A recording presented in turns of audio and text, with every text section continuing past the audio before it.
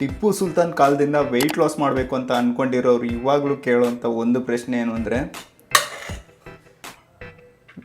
Weight loss ಮಾಡಬೇಕಾದ್ರೆ ಅನ್ನ ತಿನ್ಬೋದಾ ಅಂತ. ತುಂಬ ಜನ ನನಗೆ ಮೆಸೇಜ್ ಮಾಡಿ ಕೇಳೋವಂಥ ಒಂದು ವಿಷಯ ಏನು ಅಂದರೆ, ಬ್ರೋ ನಾನು ಏನು ಮಾಡಿದ್ರು ವೆಯ್ಟ್ ಲಾಸ್ ಮಾಡೋಕ್ಕಾಗ್ತಲ್ಲ ಅಂತಾರೆ. ಏನು ಮಾಡಿದ್ರಿ ಅಂತ ಕೇಳಿದ್ರೆ ಅನ್ನ ತಿನ್ನೋದೇ ಬಿಟ್ಬಿಟ್ಟಿದ್ದೀನಿ ಅಂತಾರೆ.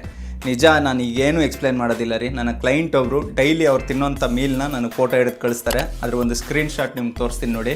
ಅವರ ಡಯಟಲ್ಲಿ ಆಲ್ಮೋಸ್ಟ್ ರೈಸ್ ಇದ್ದೇ ಇರುತ್ತೆ ರೀ. ರೈಸು, ಚಿಕನು, ವೆಜಿಟೇಬಲ್ಸ್ ಹಿಂಗೆ ಇರುತ್ತೆ ಅವರ ಡಯಟು. 99% ರೈಸ್ ಇದ್ದೇ ಇರುತ್ತೆ. ಯಾವತ್ತೋ ಒಂದೊಂದು ದಿನ ಚಪಾತಿನೋ ಇಲ್ಲಾಂದರೆ ದೋಸೆ ತಿಂತಾರಷ್ಟೇ. ಮಿಕ್ಕಿದ ಎಲ್ಲ ದಿನಾನು ರೈಸೇ ತಿಂತಾರೆ. ಅವ್ರು ನನ್ನ ಹತ್ರ ಡಯಟ್ ಪ್ಲಾನ್ ತೊಗೊಳ್ಬೇಕಾದ್ರೆ 81 kg ಇದ್ರು. ಈಗ ಒಂದು 2 ಮಂತ್ಸಲ್ಲಿ ಆಲ್ಮೋಸ್ಟ್ ಒಂದು 7 to 8 kg ವೆಯ್ಟ್ ಲಾಸ್ ಮಾಡಿದ್ದಾರೆ. ರೈಸ್ ತಿನ್ಕೊಂಡೇ ವೆಯ್ಟ್ ಲಾಸ್ ಮಾಡಿರೋದು. ಇಲ್ಲಿ ನೀವು ವೆಯ್ಟ್ ಲಾಸ್ ಮಾಡೋದಕ್ಕೆ ಚಪಾತಿ ತಿಂತೀರಾ, ರೈಸ್ ತಿಂತೀರಾ, ಓಟ್ಸ್ ತಿಂತೀರಾ, ಇದೆಲ್ಲ ಲೆಕ್ಕಕ್ಕೆ ಬರೋದಿಲ್ಲ. ನಿಮ್ಮ ಒಂದು ಮೇಂಟೆನೆನ್ಸ್ ಕ್ಯಾಲೋರಿಲಿ ನೀವು ಎಷ್ಟು ಡೆಫಿಸಿಟಲ್ಲಿ ತಿಂತಾ ಇದ್ದೀರಾ ಅನ್ನೋದು ಮುಖ್ಯ ಆಗುತ್ತೆ ರೀ.